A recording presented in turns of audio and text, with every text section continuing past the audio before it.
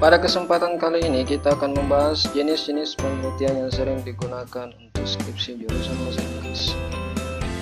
Sebelumnya kita akan membahas pengertian skripsi.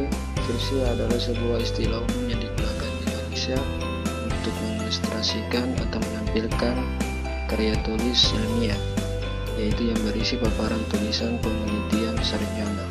Kemudian skripsi ini mengkaji tentang suatu permasalahan fenomena dalam bidang tertentu dan menggunakan kaidah-kaidah penulisan yang berlaku.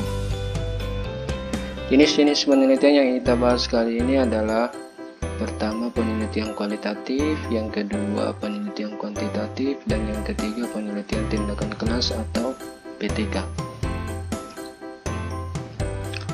Penelitian kualitatif adalah sebuah penelitian dalam ilmu sosial yang dilakukan atau dalam proses pengumpulan dan pengolahan datanya menggunakan analisa data non-numerik,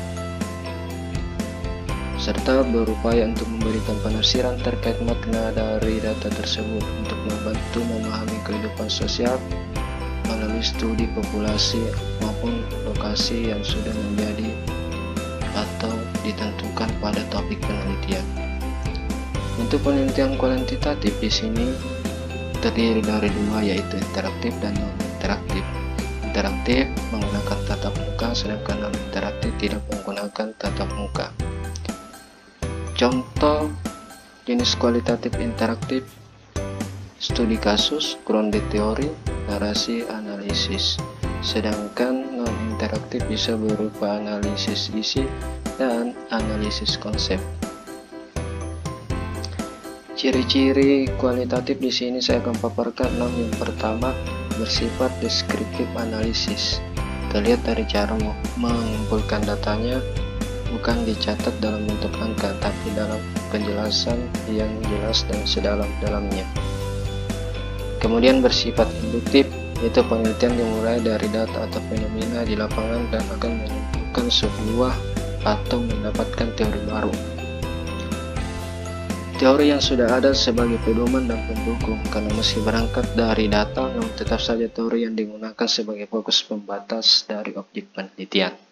Kemudian yang keempat, berfokus pada makna yang terdapat dalam satu fenomena yang diteliti, yang dapat digali dari persepsi atau objek penelitian itu sendiri. Kemudian yang terakhir, mengutamakan proses dan mengesampingkan atau sebagai variabel kedua mengacu kepada hasil yang ingin dicapai. Kemudian penelitian kuantitatif berbeda dengan kualitatif. Kuantitatif bersifat numerik. Jenis penelitian ini dibentuk dari pendekatan deduktif, di mana penekanan ditempat pada pengujian teori, dibentuk secara empiris dan positifis. Dengan kata lain, kuantitatif melibatkan data numerik dan menggunakan analisa deduktif. Bentuk penelitian kuantitatif terdiri dari non-eksperimental dan eksperimental. Non-eksperimental terdiri dari korelasi, survei, dan ex post facto. Sedangkan eksperimental terdiri dari penelitian pra-eksperimental, quasi-eksperimental, dan true eksperimental. Ini akan kita bahas di postingan channel pejuang skripsi yang lain. Ciri-ciri penelitian kuantitatif: cara sampelnya berdasarkan random maupun non-random, yaitu true eksperimental maupun quasi eksperimental. Kemudian instrumen yang digunakan sudah dipersiapkan sebelum terjun ke lapangan. Kemudian yang ketiga, jenis data akan diperoleh dari instrumen-instrumen sebagian besar berupa angka ataupun diangkakan. Kemudian yang keempat, pengumpulan datanya diperoleh dalam jumlah banyak dan dalam tempo waktu yang relatif singkat. Kemudian teknik analisanya dominan menggunakan statistik deskriptif atau inferensial. Kemudian yang keenam, sifat dasar analisis penelitian deduktif dan sifat menyimpulkan ke arah generalisasi. Kemudian untuk penelitian berikutnya, penelitian tindakan kelas ataupun PTK. PTK ini kita tidak bisa kelompokkan ke dalam kuantitatif maupun kualitatif. karena data yang dikumpulkan pada tahapan pengamatan bisa berupa angka, bisa berupa data verbal atau penjelasan. Agar tidak